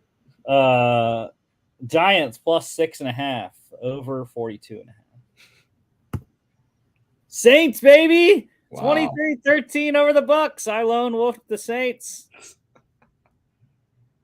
Or no, actually, no. You lone wolfed the Bucks. Never mind. Logan was with me on. You lone wolfed the Bucks. Shame on you here.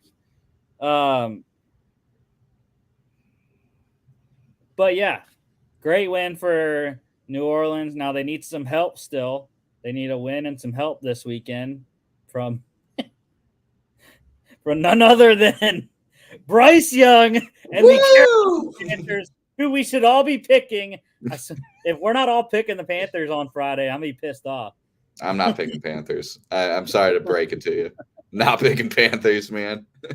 The Saints don't need they need to win the division for my sake, for futures purposes, but they don't need to win the division. They can still make the playoffs with some help otherwise.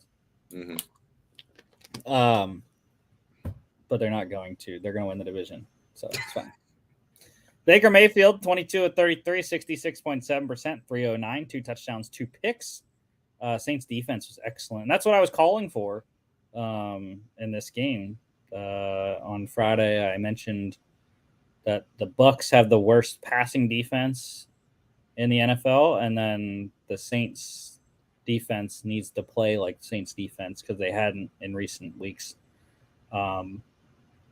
But yeah, they're back now. Derek Carr, 24, 32, 75%, 197, 2 touchdowns. I expected Derek Carr to have a lot bigger yards number against the defense, but whatever works. Taysom Hill, 1 of 2, 50%, 11 yards passing, 2 catches for 30 yards and a touchdown on 2 targets. Jamal Williams led the game in rushing, 19 carries, 58 yards, 4 catches for 13 yards as Kamara got banged up in this one. Saints tight end Juwan Johnson leading the game in receiving, 8 for 90 on a touchdown on 12 targets. That's what I thought Juwan Johnson would be all year.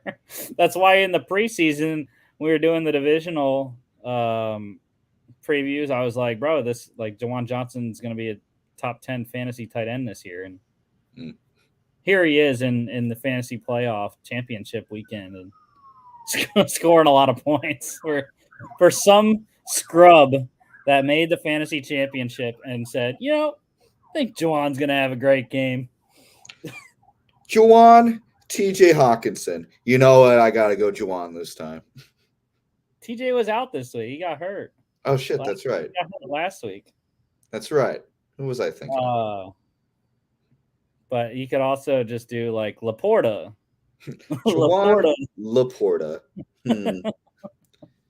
I've ridden Laporta all season, but I'm feeling it with Juwan today. Bucks worst passing defense in the league. Let's get it. I got a feeling.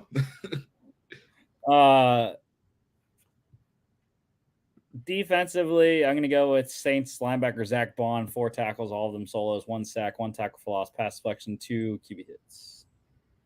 Saints plus 2.5 went outright, under 42.5. I lone wolf the Washington Commanders.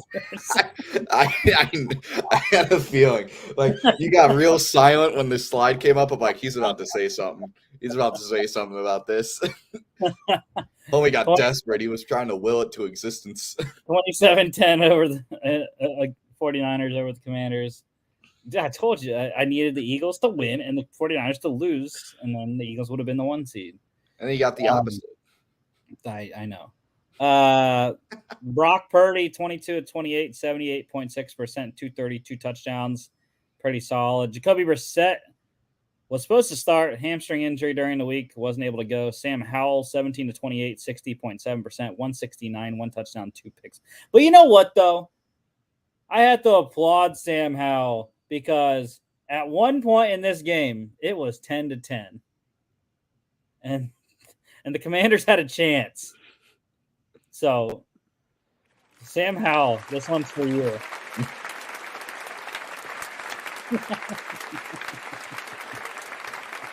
Congrats, Sam. You're mediocre. Woo! This one. I think this applaud one goes on for quite a while. Oh, wow. It's like that awkward amount of clapping at like a conference or like a meeting where you're just like, is anyone going to stop? And would it be rude if I did? Yeah. I never want to be the first one to clap. You never want to be, especially if it's like a boss or something. You're like, oh, my boss is definitely going to see me. Stop clapping first. It's going to hurt my No, I chance. just don't like to be the person to start the clap. Like, because then you start and you get like 2 like, claps in and no one's joining you. Well, yeah, like it's awkward. Like if no one does it with you, you just want to bury yourself in a hole and just never be seen again. 49ers running back Elijah Mitchell led the game in rushing because CMC got banged up. 17 carries, 80 yards, touchdown. Brandon Ayuk over 100 in this one for San Fran, 7 for 114, a touchdown on 8 targets. And defensively, how about the day for 49ers defensive end Nick Bosa, 3 tackles, 2 solos, 2 tackles for loss, 1 pass deflection, 2 QB hits. 49ers minus 14.5 covered, under 49.5. I don't know what they were doing, setting the line at 49.5 in that game. Steelers, baby!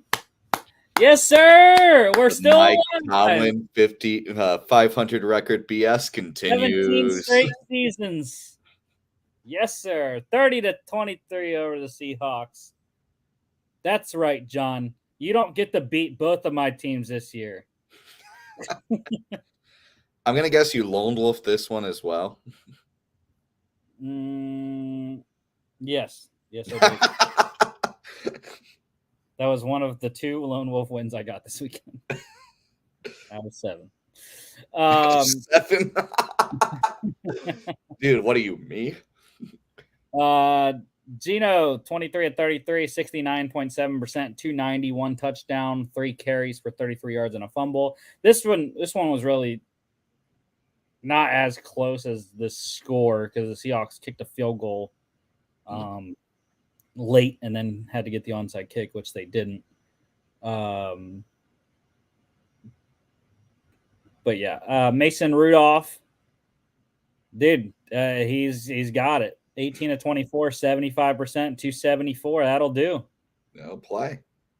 He had 290 last week with a 70% completion, 2 touchdowns, and backs it up with this one. And yeah, we'll talk more about him in a second. But Steelers, the running game was fantastic. I mean, this offensive line has woken up, and they've done what I was calling for them to do since they started that slide, and it's run the ball. Like, get back to Pittsburgh Steeler football, which is running the ball. They ran for 202 yards in this game. Dang. Excellent performance on the ground. 27 carries, 122 yards, 2 touchdowns for Najee. Jalen Warren put up 75 yards and a score on 13 carries. And George Pickens also. George Pickens has come alive the last 2 weeks as well. 7 for 131 and on 9 targets. He's been excellent. DK also over 100 in this one, 5 for 106 on 8 targets. And defensively, I got to go with I'm going to go with Seahawks. Defensive end Leonard Williams, 6 tackles, 3 solos, 1 sack, 1 tackle for loss, 2 QB hits. Steelers plus 4.5 went outright over 40.5.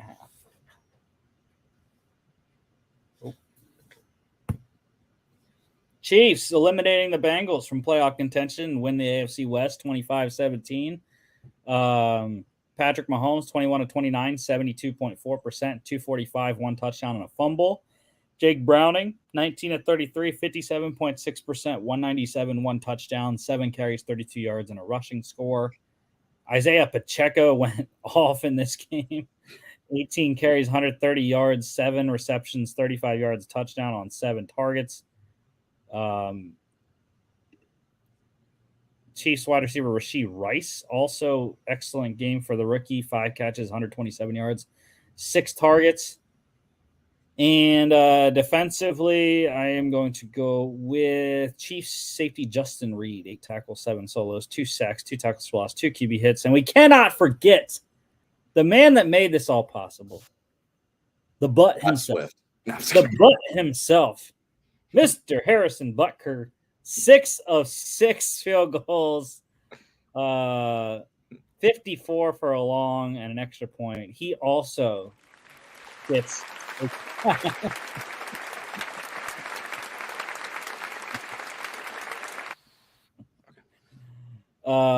short one.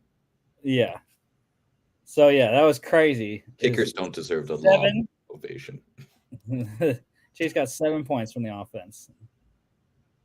Then Butker took over. 7.5. The Chiefs covered by the hook. I was super pissed. You'll see why on my best bet on Friday. Under 45.5 as well. Broncos getting to 500 in Peyton's first season, 16-9 over the Chargers.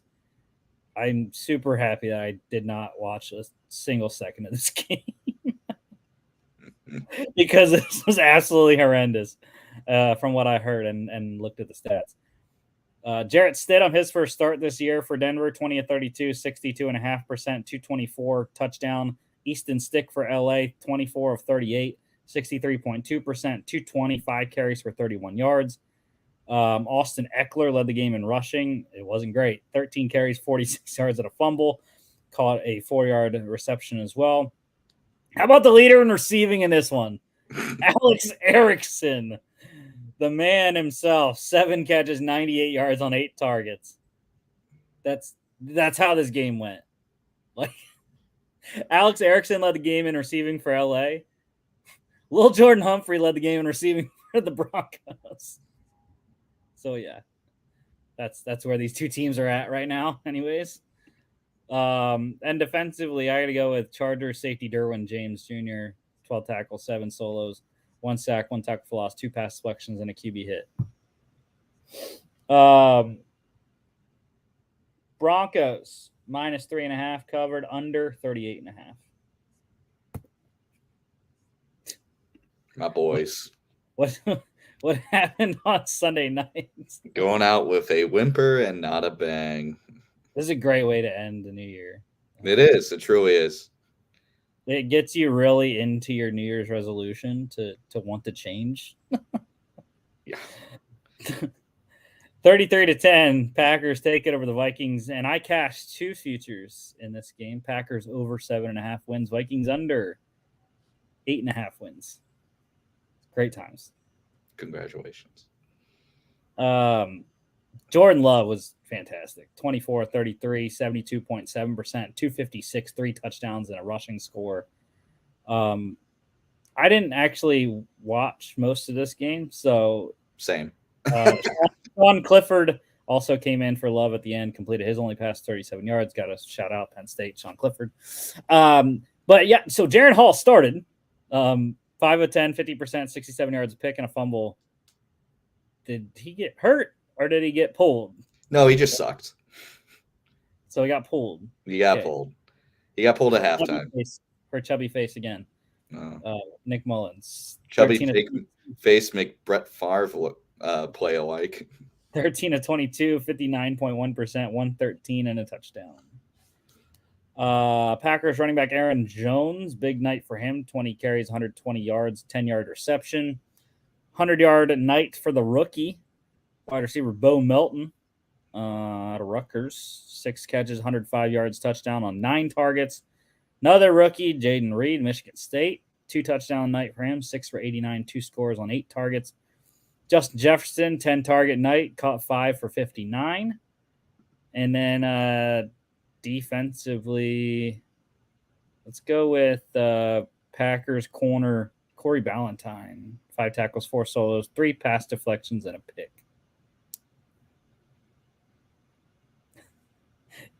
I've been waiting for you to say something about the Vikings. Packers. Aiden Daniels, come on down. Packers covered. How about the minus half spread? Minus half a point was the spread on this one. Over 42.5 by the hook. And I was shocked. I was shocked when I got your picks. He did not. He picked the Packers. I picked the Packers. I knew it. I knew it.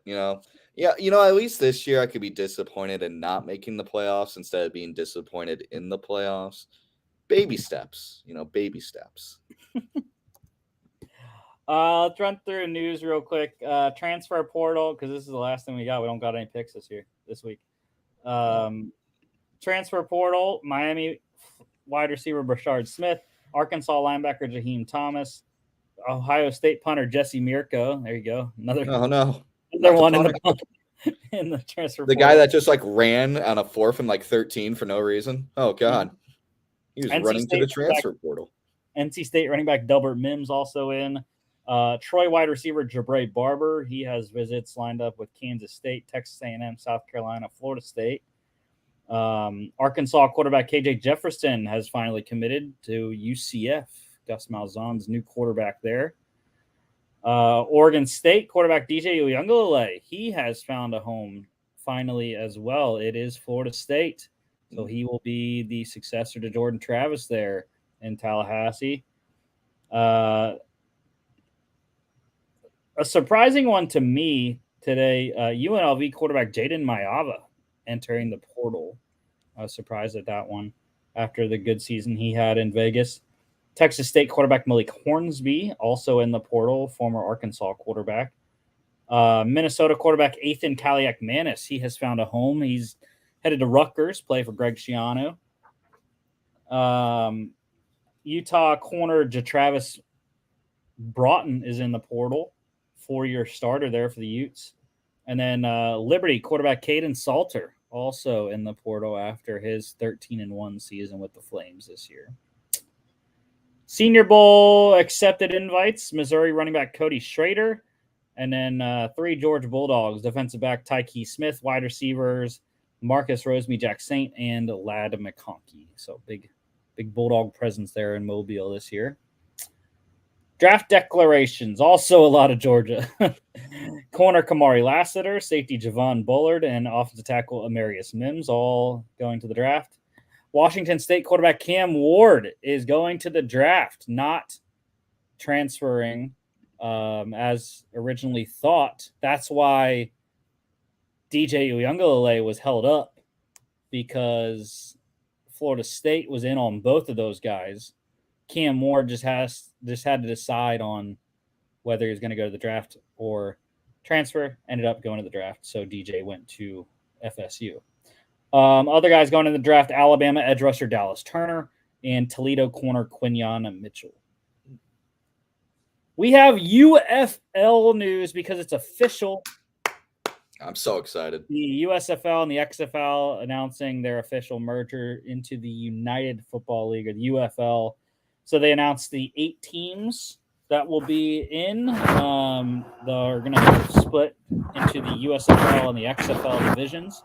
In the USFL division, it's going to be the reigning USFL back-to-back champs, Birmingham Stallions, the Houston Roughnecks, which is the XFL team name for their Houston franchise, but it's going to be all the staff and the players of the USFL's Houston Gamblers team.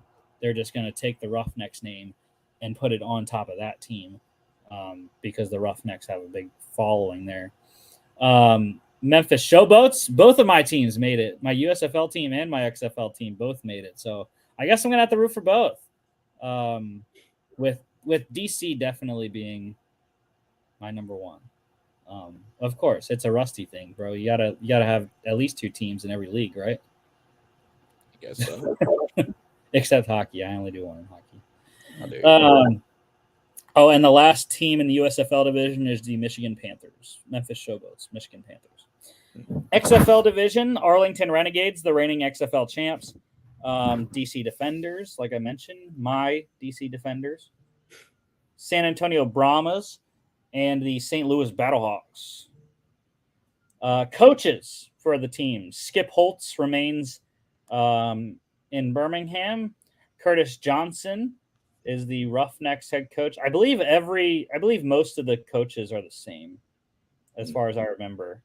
John DiFilippo, he comes over from the now defunct New Orleans Breakers to take over for Todd Haley and the Memphis Showboats.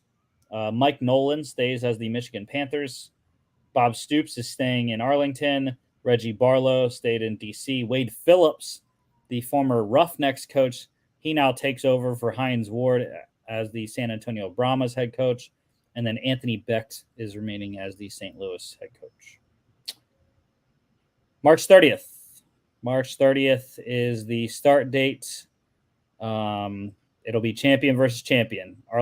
In Arlington, the Renegades hosting the Birmingham Stallions. Mark your calendars. NFL news, the Chicago Bears have clinched the number 1 overall pick in the draft through the Panthers. So, yeah, Chicago, you're officially on the clock. Steelers, they are going to start Mason Rudolph again this week, despite Kenny Pickett being, I don't know if he's actually 100%, but he is healthy enough to play at this point. But I think even if he was at 100%, I still think this is the correct move. Yeah, riding the hot hand. Mason's played excellent. So against a Ravens team that should be depleted, resting many starters as they have the number 1 seed locked up, would not expect many guys to be playing in that one. For Baltimore, should be Tyler Huntley at quarterback. So, yeah. The Eagles, I saw this on CBS Sports today, are apparently considering resting starters this week, despite having the opportunity to win the division still. Absolutely hate it. I understand that they are banged up in a lot of areas on the team, but you have an opportunity to have a home playoff game, which is massive. It's not as big. We've talked about this before. It's not as big for the Eagles as it is for the Cowboys. But I still think Philadelphia is pretty good home field advantage. Especially because if they would end up getting the 2 seed, which they would not anyways. The only way they get the 2 seed is if they win and the Lions and Cowboys both lose. So probably not going to get that anyways. But yeah, I mean, getting the Rams in Philadelphia as a 3 seed versus a 6, that would be a big advantage. I really wanted the Eagles to host Seattle. I wanted a second crack at Seattle, but we'll see. I Yeah, I mean, find it just strange to rest them too, especially with such a weird skid. It feels like playing your guys at the last week. Even if you don't get the division, just getting a win to get in the playoffs, I feel like just really would help this team mentally. And like resting your starters, I'm not saying makes it a done deal that you won't win. It's the Giants, but I mean, that kind of puts that win at risk. Yeah. And I need them to win, by the way. I need them to get to 12 wins for future wins totals purposes, which I thought they would do this week. Great times. IR, Packers placing corner Eric Stokes with a hamstring on IR. Saints doing the same with offensive tackle Ryan Ramczyk. Seahawks safety Jamal Adams. Patriots wide receiver Juju Smith-Schuster all on IR. Injury-wise, Eagles, this is one of the guys that is banged up for them.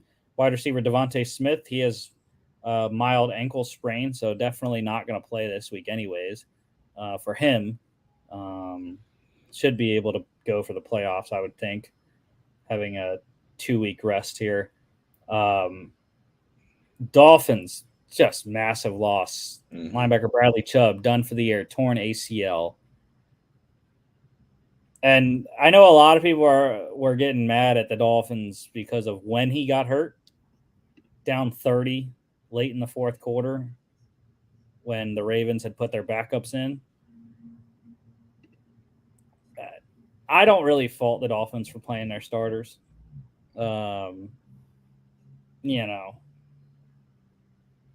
It's kind of a pissed off mentality at that point. Like, So, anyways, sucks because he was having a great year.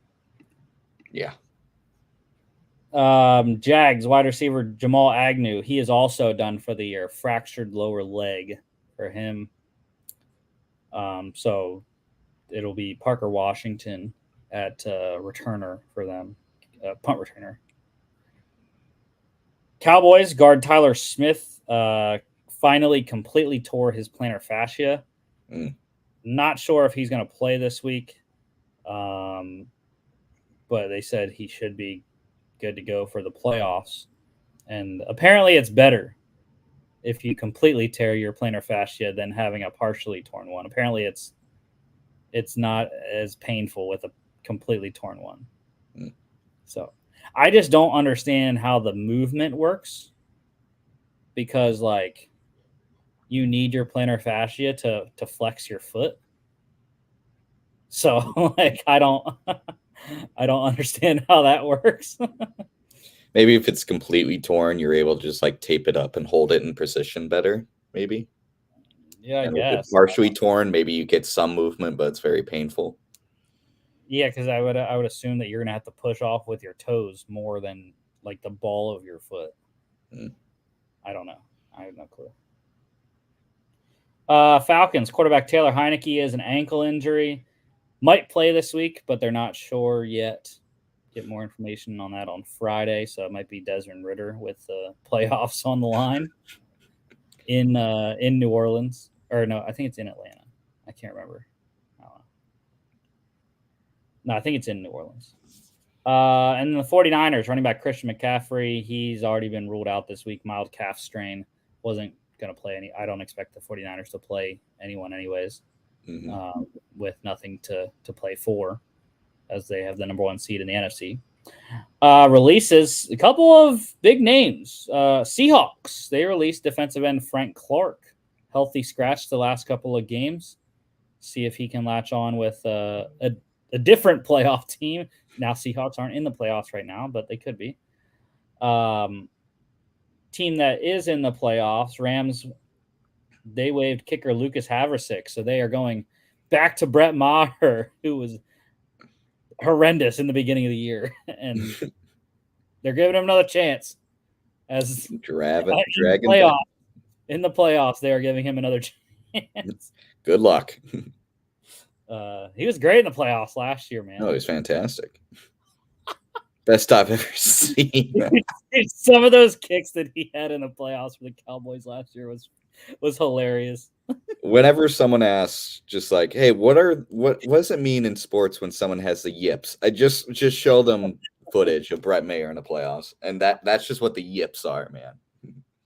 And the Jets doing some house cleaning today. They released running back Dalvin Cook, and off their practice squad, releasing offensive lineman Roger Saffold. So Cook could be an interesting signing for a playoff team that needs running back help. He hasn't gotten a lot of carries this year, so he's got some tread on the tires. My guess for a playoff team, because this team just lost a running back to injury, I think Baltimore makes sense. I think Baltimore is probably the best bet. Wow, they have Gus Edwards and Justice Hill. Yeah, but then they lose their third running back to Melvin Gordon. Yeah, Melvin Gordon. So maybe I don't know. I don't know. I don't know what team would sign him. I mean, he probably maybe if Montgomery's injury is serious, maybe he goes to the Lions. He probably wants to be in like a Shanahan style offense. So 49ers. So there's not really a lot of those. I mean, the Rams, I could see it. I mean, Kyrie Williams is playing so well though, but the Rams really don't have like a backup. What about the Browns? Maybe three-headed monster. Well, again, they have Jerome Ford, who's playing decent, and Kareem Hunt as their short yardage back. So yeah.